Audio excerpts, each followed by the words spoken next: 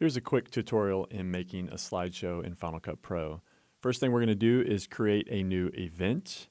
And the event will be the place where we store all of the pictures that we will be importing into this project and event soon. I close that automatic settings window. No need to worry about that.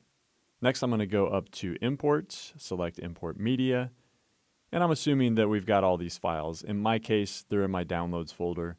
I'm just going to select that. I'm going to make sure that I leave these two boxes checked so that I have some folder structure when I get back into Final Cut Pro, and you'll see what I mean in just a second.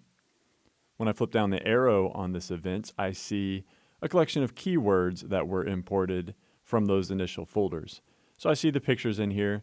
All I'm going to do is hit Command A to select them.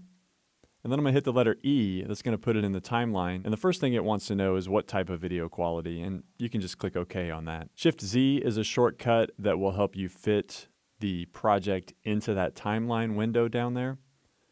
So that's always an important one.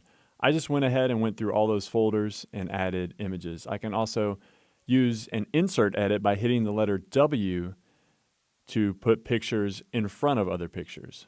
Next, I want to make a new smart collection. And I'm going to call this unused because I want to automatically find unused media. I double click that. I select used media. I change that to unused.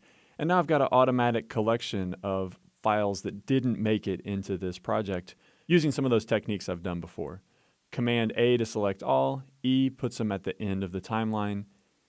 And now that refreshes itself when I move away from that smart collection and back again.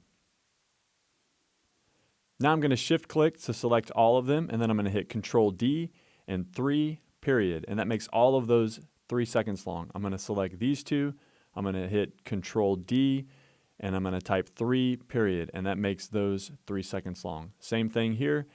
That little 3-second indicator happens right in the middle of the screen underneath the image.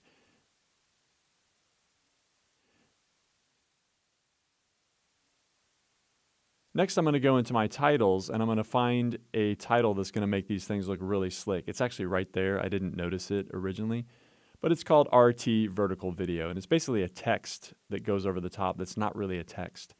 But what it's doing is it's manipulating the images below to give them that nice soft blur to fill the whole screen, which is kind of cool. So I have that particular effect. It's not on every computer, but I can help you get that if you need it. Now I'm going to make a keyword collection called audio, and I'm going to click Import Media, and I'm going to add some audio files that I've downloaded. Doc likes music by Chopin, so I'm going to go with that.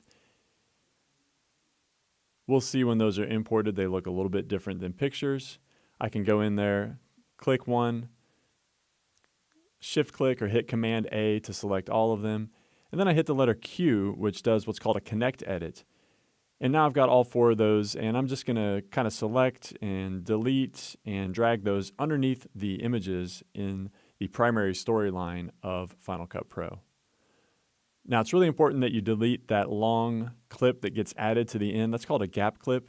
Basically, Final Cut Pro just added that to the end because initially the music went a little bit longer. So that's a quick overview. Lots going on there. Thank you for taking this wild ride on how to make a quick slideshow using Final Cut Pro.